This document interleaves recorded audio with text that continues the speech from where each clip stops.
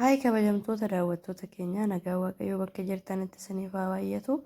Akkam jirtu nagaa keessaniin ollee nagaa keenyaa galanni waaqayyoof haa ta'u. Egaa har'aa bakka bashannanaa wayii jirra. Guyyaanis guyyaa dilbataati. Viidiyoon kun kan waraabame guyyaa dilbataati bakkee bashannanaa jirra. Erga charchiidhaa deebinee sana booda bakkee bashannanaa kanatti argamna. Bakkee bashannanaa kana amma wanti ajajanne wanti nyaatamuu fi wanti dhugamuu nuuf dhufutti haala kanaan taa'aa jirra.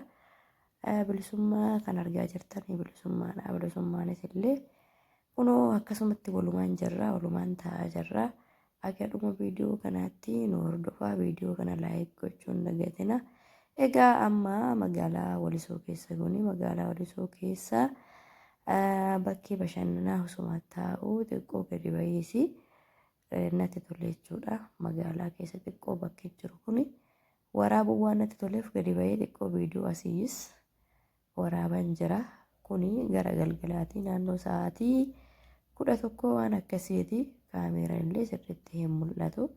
Egaa waan ajaa'ibaati nyaanni nuti ajajanneef dhugaatiin nuti ajajannee haala bareedaa haala nama ajaa'ibuun nu dhufee jira. Kunoo nyaaticha nuti ajajanne xibsii kana egaa akkuma beekamu ho'adhuma isaa hamma nyaattee fixutti ho'adhuma isaa nyaattaa kasalatu jala jira. Waan meeqatti muranii qaaraa timaatimii maal kanatti muranii asitti ani immoo dhugaatii kan hin ajajadhee nugusiidha. Nugusii kana burcuqqootti naqadhee irraa dhugaan jira. Osoo nyaata afaan hin keewwatiniin dhugaatii dursee egaa amma nyaata kanas hin nyaannaa. Nyaata kana dhugaa dubbachuudhaaf waan ajaa'ibaa nyaata kanallee anis nan jaaladha. Bilisummaanis hin jaalataa. Nyaatuma jaalannu iddoo tokkotti ajajne. Egaa daawwattoota keenya koottaan wajjin nyaadhaa, koottaan wajjin dhugaa, koottaa bashannanaa. Yeroo tokko bashannanuu qilleensa fudhachuun barbaachisaadha. Egaa ergan gara biyya Itoophiyaa kanatti galee yeroo baay'ee bakkee bashannanaa kana baay'inaan deemaa hin turre. Sababni isaa wantoota tokko haalota tokko manaa mijeeffachuurraan kan ka'e bakkee bashannanaa kana baay'inaan achi deemuu irratti fokus hin goone. Amma garuu waan hundumaa manaa mijeeffadhee wantoota tokko manaa mijeeffadhee garuu yeroo tokko guyyaa dilbataa guyyaa boqonnaa keenya erga charchiidhaa gallee haala kana fakkaatuun qilleensa fudhachaa jirra.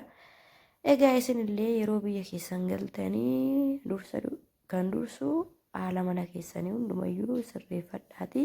Dadhabbii erga dadhabbii baatanii immoo guyyaa dilbataa guyyaa boqonnaa keessanii hojiirraa guyyaa firii taatanii haala kana fakkaatuun abbaa manaa keessaan yookiin maatii keessa wajjin bashannanaa haara galfadhaa boqonnaa fudhadhaa isiniin jenna. Egaa daawwattoota keenyaa koottaa nyaatatuma jirra waan ta'eef koottaa nu wajjin nyaadhaa, koottaa nu wajjin dhugaa, koottaa bashannanaa isiniin jedha.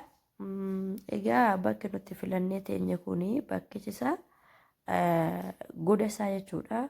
Darajaa tokkoffaa isaarraa karaa numti ati teessu karaan ati dhaabbattu hin jiru. Namni sin teessu jechuudha. Har'a guyyaan dilbata waan ta'eef guyyaa dilbataa kana immoo namni aguma qabu xiqqoodhuma qabuun xiqqoo bashannanaa qilleensa fudhata. Kanaaf egaa nuti amma bakki nuti taa'aa jirru kun mana isaa keessa namni tokko hin jiru.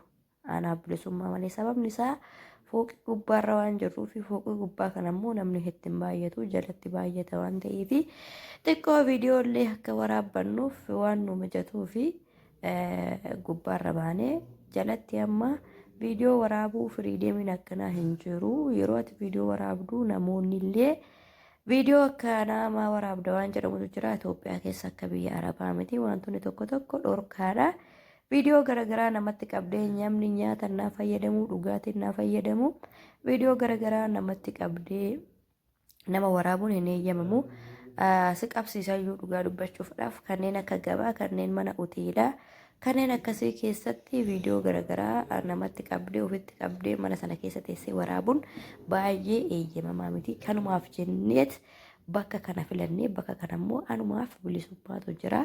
Kun akkuma argaa jirtan banda keessa hundumtuyyuu teessotu taa'ee jira malee qullaadha. Barandaallee qabaa nuti xiqqoo qilleensi isaa gara duumessaa waan taaneef duumessaa waan ta'eef barandaa taa'uu hin barbaanne keessuma taa'uu barbaanne. Kunoo nyaanni jarana nyaanni nu jalaa siquu didee nuti namu lama nyaata numa nyaannaa nyaanni nu jalaa siquu didee haala kana fakkaatuni biddeenuma nyaachaa jirra. Nyaanni xibsiin kun nu jalaa ka'uu didee dhugaa dubbachuudhaaf manni kun mana baay'ee ajaa'ibaa mana baay'ee nyaata akka addaatti namaa dhiyeessanidha. Nullee baay'ee jaalanneera. Hoteela kana yeroo jalqabaatiif mana kanaan kanan seene hin beeku. Isinitti meera argan dhufe yaani wantoota mana keessaa sirreessutti yaada kiyyaa gara sanan godhe malee bakkee bishaanii bakkee nyaataa bakkee waan ta'e deemanii bashannanuu kanatti akkasitti yaada koo hiniine. Kanaaf egaa har'aa mana kana baay'ee natti toleera. Manni kun na hawwateera nyaata gaarii namaaf dhiyeessu simannaan isaan nama simatan waan ajaa'ibaati.